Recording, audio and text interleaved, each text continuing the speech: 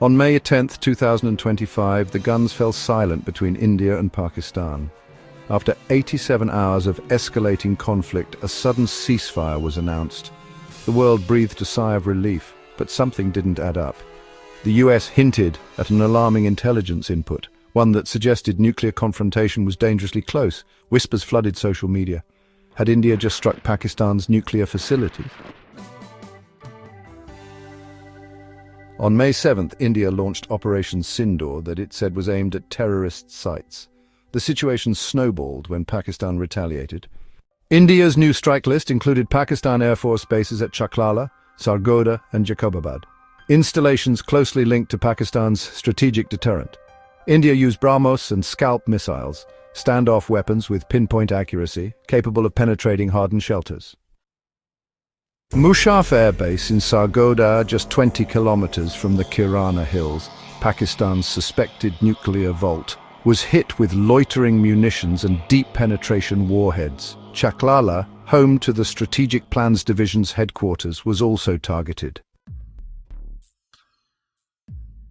Before we get into what happened, let's get an understanding of how nuclear storage works. So, how does it all come together inside the Kirana vault? Kirana Hills isn't just a patch of rocky terrain, it's, well, Pakistan's Fort Knox of nukes.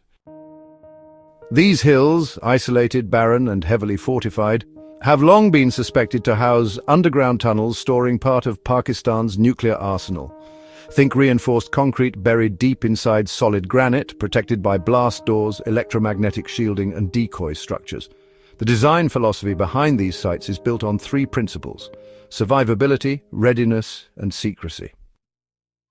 The idea is simple but chilling. If Pakistan is ever under nuclear threat, these bunkers must survive a first strike.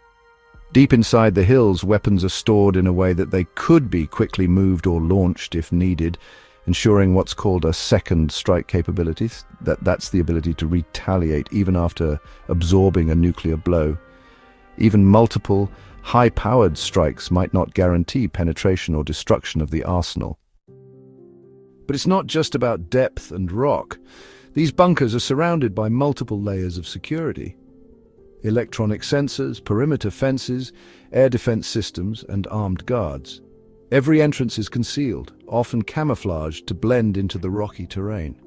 From above, what looks like just another hill could be a hardened launch vault.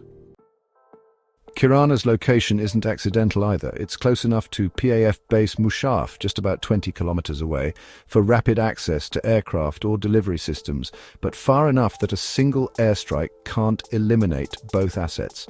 Add to that its distance from India's border and you get a secure inland fortress meant to keep Pakistan's most powerful weapons safe from spies, satellites and strikes.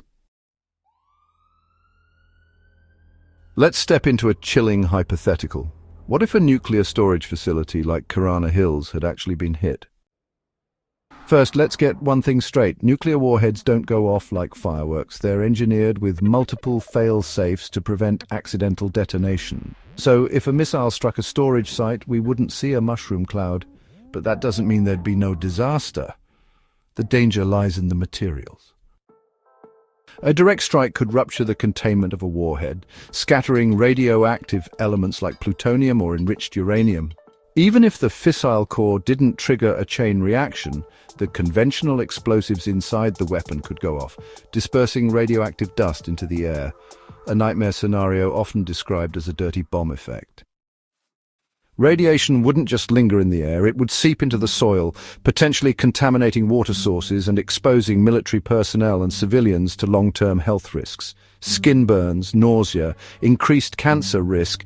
These aren't cinematic exaggerations, they're the real aftermath of exposure to isotopes like cesium-137 or strontium-90. Coming back to the ceasefire announcement, what followed it was a digital wildfire. Social media lit up with satellite images, rumors of secondary explosions, and even reports of a minor earthquake in northern Pakistan. OSINT accounts claimed India had struck the Kirana vault directly. One particularly viral claim suggested loitering munitions, slow-flying kamikaze drones, slipped through Pakistan's air defenses and detonated inside Kirana's tunnel entrances. Then there was the curious aircraft sighted in the days after the strike. Between May 10th and 11th, flight trackers picked up a US aerial measuring system aircraft, nicknamed a nuke sniffer, circling over Pakistani airspace. These planes, equipped with sensitive gamma spectrometers, are designed to detect minute traces of radiation. They look for signs like xenon or iodine isotopes, markers of fissile material being disturbed or even vaporized. What were they doing there? Some speculated that the US was helping Pakistan quietly assess whether any of its nuclear bunkers had been compromised. Others pointed out that the aircraft might actually be operated by Pakistan itself, part of an older deal, repurposed for internal monitoring. Add to that the mysterious Egyptian C-130 that reportedly landed in Murray. Some claimed it delivered boron compounds, used in nuclear accidents to suppress neutron radiation. Then came the unconfirmed local accounts. Military cordons around Kirana, evacuations, and rumors of villagers falling ill with radiation-like symptoms. So far we've seen claims, aircraft sightings, and radiation rumors. But what's real?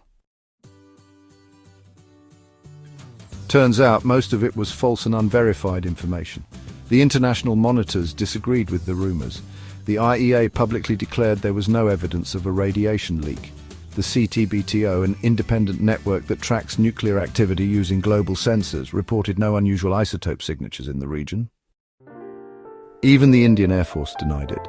Air Marshal A.K. Bharti joked, "Thank you for telling us Kirana Hills has a nuclear site, we didn't know." Although experts agree there was no damage to Pakistan's nuclear facilities, India's strikes raised eyebrows. They came uncomfortably close to what Pakistan would consider a red line. India's choice to strike near Kirana, close enough to rattle but not cross the nuclear line, could have been deliberate. It tested thresholds, sent a message, "We can reach your strategic assets without crossing into Armageddon." For Pakistan, it may have triggered an alarm that could call for escalation. The ceasefire came hours after these strikes. Coincidence? Or did both sides realize they were staring over the brink? In the end, there is no confirmed evidence that India hit Pakistan's nuclear vaults, but they came close. And that's enough to reshape doctrines, rewire strategies, and remind the world how fast a border skirmish can slide toward nuclear disaster. If you found this breakdown insightful, don't forget to like, subscribe, and drop your thoughts in the comments. Do you believe India was sending a warning shot, or was it just a coincidence? Let's debate in the comments.